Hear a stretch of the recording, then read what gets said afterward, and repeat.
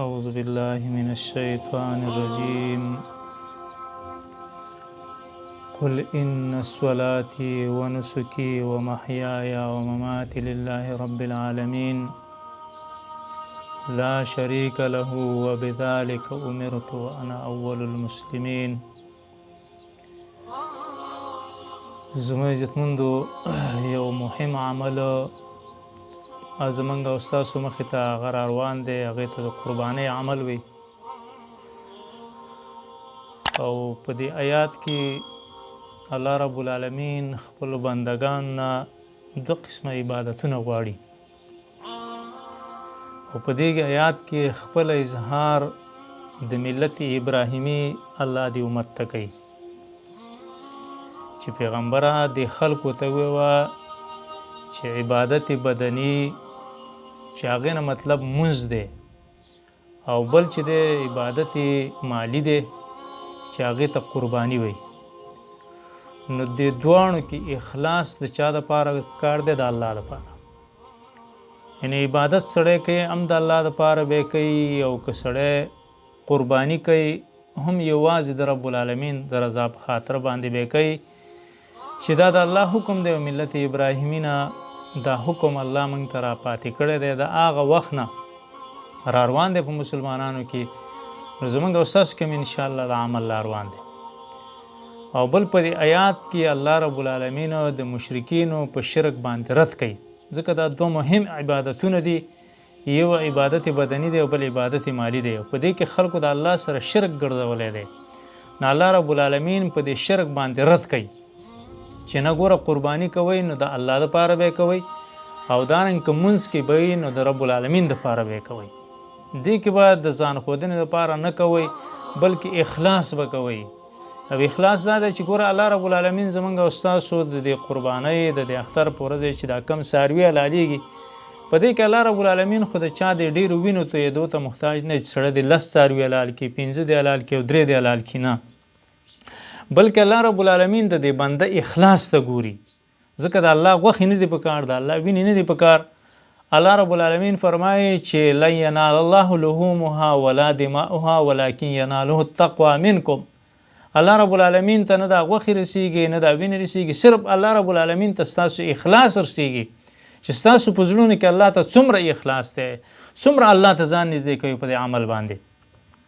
بیدارنګه که سړی لاړ شي او د سورت کوثر خلاصه کې سوچ وکړي، الله رب العالمین د سورت کوثر کې ان اعطیناک الکوثر کې 4 مطلبي خبرې بیان کړي دي، او ډېرې ښکلې او مزیدارې خبرې دي. هغه دا دي، یو الله رب العالمین د انسان نه د 2 شیانو مطالبه کوي چې دا 2 کارونه زما بنده ته وکړه، 2 کارونه به سره زه وکړم. دا 2 کارونه چې الله رب العالمین د بنده نه غواړي، یو انسان ته وایي چې فصلی مونځ کوه، او دویم ته وایي ونهر قرباني کوه. یعنې دا 2 عبادتونه چې څنګه دې آیات کې دي، هلته هم تایید په صورت کوثر کې الله کوي چې ګوره دلته پیغمبر ته په دې شرک باندې زما د طرفه په دې خلکو ته ووایه چې ګوره دا شرکي عقیدې دا پرېږدئ، د الله رب العالمین د رضا په خاطر باندې قربانیګانې وکړئ، د دې دپاره چې الله رب العالمین نه ناراضي شي. او ګوره الله رب العالمین په ابراهیم علیه السلام باندې امتحان راوستو. ابراهیم علیه السلام د خپل زوی د حلالولو دپاره تیار شو د الله حکم ته، چې الله ورته وویله په خوب کې چې ابراهیم دا زوی دی حلال کړه. ابراهیم علیه السلام د اسماعیل علیه السلام ته وویله چې بچیه په خوب کې دی نما انی اذبحک حلالوم دی، وګوره سوچ وکړه څه فیصله کوې ته. هغه هم یو تابعدار بچی، هغه ورته وایي پلاره څه چې د رب العالمین د طرفه تا ته حکم کېږي هغه وکړه، او زه به په دې باندې صبر کوم. دا هم یو ښکلی بچی دی چې په دې حلالولو باندې صبر کوي. ګوره ځان الله ته تسلیمول پکار دي. اسماعیل علیه السلام الله ته ځان تسلیموي چې الله که ما دا پلار حلالوي خو تا ورته حکم کړی دی ما منلی دی. او ابراهیم علیه السلام چې ګوره داسې زوی رانیسي او زوی حلالوي، نو دا د خپل خواهش دپاره خو یې نه حلالوي، د ځان د ښودنې دپاره خو یې نه حلالو، دا یې صرف د دې دپاره کوي چې رب العالمین راته حکم کړلی او زه خپل رب راضي کوم. نو په دې قربانۍ کې به مقصد زموږ دی چې ګوره موږ الله راضي کوو. نو دقسې صورت کوثر کې هم الله رب العالمین بنده ته وایي چې 2 کارونه ته وکړه، یو دا قرباني وکړه، دویم دا چې مونځ وکړه. 2 کارونه به سره زه وکړم. یو به دا وکړم چې د حوض د کوثر نه به دې اوبه نصیب کړم، یا حوض د کوثر دا کوثر ډېرې معنی کوي، خیر کثیر قرآن ته هم ویل کېږي، خو د دې نه زیات مفسرین حوض د کوثر چې د نبي علیه السلام به په هغې باندې ولاړي او د خپلو امتیانو له به اوبه ورکوي د حوض د کوثر نه. او نبي علیه السلام وایي من شرب منه لم یظمأ ابدا، چا د حوض د کوثر نه اوبه وڅښلې بیا به نه تږی کېږي، نه هغه ورځ سوچ وکړئ. دویم دا چې کله د قرباني د الله دپاره وکړله نو ګوره دلته دشمن در پسې د نادشمن الله اخره کې وایي چاپتر به یې کړم، الله تباه او برباد به یې کړم، بیخ به وله الله وباسي، دغه دشمن به د الله تباه کړي.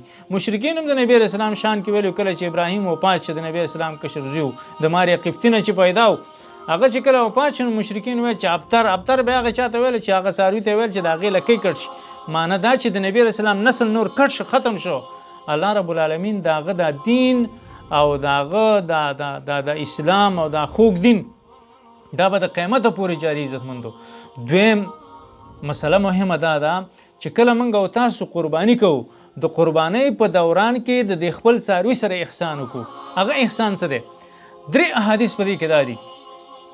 یو روایت د مسلم دی، ابو داود هم ذکر کړی دی، د شداد ابن اوس رضی الله تعالی عنہ روایت دی. نبی علیہ السلام فرمایي چې ان الله كتب الاحسان على كل شيء، هر شي سره الله احسان لازم کړی دی، تاسو به د هغې سره احسان کوئ. څوک وژنئ، چا درنه قتل کړی دی هغه به په هغه احسنه طریقه باندې قتلوئ، ظلم زیاتی به نه کوئ، هغه به نه مسله کوئ چې د هغې نه غوږونه غوڅوم، هغې نه خپې غوڅوم، لاسونه غوڅوم، دا کار به نه کوې. دا په اسلام کې منې دی.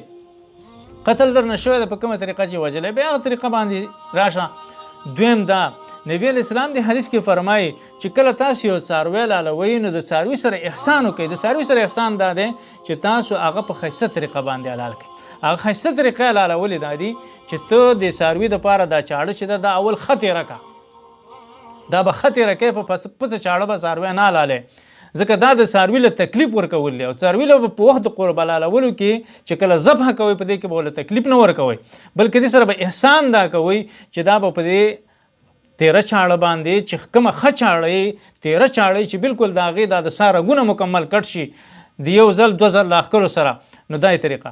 بیا دویم چې کله تاسو څاروی راڅملوئ نو د څاروي د راڅملولو دپاره طریقه دا ده چې ته به څاروی په دې چپ سیټ باندې راڅملی، ګس سیټ چې ورته وایي، په دې سیټ باندې به څاروی څملی او دارنګې د خپله ګونډه به راواخلې، دې په دې چارۍ باندې مې ښودلی شي، په دې سټې مو ته یې ښودلی شي او بیا به دا چاړه په هغې باندې راکاږي بسم الله الله اکبر، دا یې طریقه. لیکن احسنه ښه طریقه دا ده چې انسان ګوره څاروی په چپ طرف باندې څملی او قبلې ته مخ کړي، ځکه ښي لاس د چاړې راښکلو ته به دا څاروی برابر شي چې په دې باندې چاړه ښه راښکل کېږي. بل روایت د ابن عباس رضی الله عنه کې دی چې نبی علیه الصلاة والسلام په یو کس باندې راتېرېده او هغې یو څاروی راڅملولی او د هغې مخې ته یې چاړه تېره کوله. نبي علیه الصلاة والسلام ورته ویل ستا منې د دې څاروي یو مرګ حق دی، 2 مرګونه وله مه ورکوه چې ته بار بار د ده مخې ته دا چاړه اړې راړې او دا تېره کې، بلکې دا نه چاړه به د مخکې نه تېره کې، ځان سره به تېره چاړه ویسي او په هغه تېره چاړه به یې لال کړي. دارنګې روایت د عبدالله ابن عمر رضی الله تعالی عنه هم پکې دی چې ګوره نبي علیه الصلاة والسلام هغه دا وایي چې ګوره تاسو کله څاروی حلالوئ، اوږد روایت دی، څاروی چې حلالوئ نو د څاروي سره احسان په حلالولو کې دا وکئ چې په اسانه طریقه باندې حلال کړئ. او دا حلالول دا به د الله دپاره وي، دا به یوازې د دې دپاره چې ما نه خپل الله په دې باندې راضي شي. دا د څاروي د حلالولو طریقه ده چې کله تاسو څاروی وتړئ راڅملوئ نو په چپ طرف به یې څملوئ، بیا چې په چپ طرف څملو د هغې په دې څټ باندې به خپه کېدئ، بسم الله الله اکبر، نبی علیه الصلاة والسلام دا کلمات ویلي، دا کلمات به په تیره چاړه به حلالوئ، په تیره چاړه به ځکه څاروی حلالوئ څاروي ته تکلیف ونه رسېږي. دا احسان نبی علیه السلام موږ ته ښودلی، ځکه د الله نبي موږ ته په هر څه کې طریقه راښودلې ده. ځکه یو روایت کې د عایشې رضی الله عنها دا دي نبی علیه الصلاة والسلام یو ګډ حلالو او نبی علیه الصلاة والسلام عایشې رضی الله عنها ته وایي عایشې یوه چاړه راوړه او هغه چاړه ښه تېره کړه، هغې درستو نه چاړه نیولې وه چې کله یې څاروی راڅملو ګډې راڅملو نبي علیه الصلاة والسلام ته چاړه واخیسته او دستي حلال کړو. یعنې بار بار به د څاروي مخې ته دا چاړه اړوئ راړوئ نه، بلکې د څاروي سره احسان پکار دی. دا د دې څاروو د حلالولو یوه طریقه ده چې کومه طریقه ته ما در وښودله، تړل، هغه په ګس طرف باندې څملول او د هغې په دې چارۍ په دې سټ باندې دا خپله ګونډه راماتول او بسم الله الله اکبر دا ور باندې ویل او دارنګې په هغې باندې تیره چاړه راښکل چې هغه په اسانۍ باندې د هغې روح د بدن نه لاړ شي. نو عزتمندو دا یو حکم دی د رب العالمین ته پې موږ او تاسو نږدې کېږو دا نه چې موږ پې د الله نه وړاندې شو ځکه احسان د دې څاروي سره دا پکار دی. ګوره دا یو غټ څاروی دی الله رب العالمین زموږ او ستاسو دپاره تابع کړی دی که دا یو سانډه یو غویا دا چرته وران شي نو څو لس ته کسان یې نشي کنټرولولی 20 کسان یې نشي کنټرولولی خو دا الله زموږ او ستاسو دپاره تابع کړی دی نو د دې سره احسان پکار دی او احسان سره په دغه طریقه باندې وکړئ.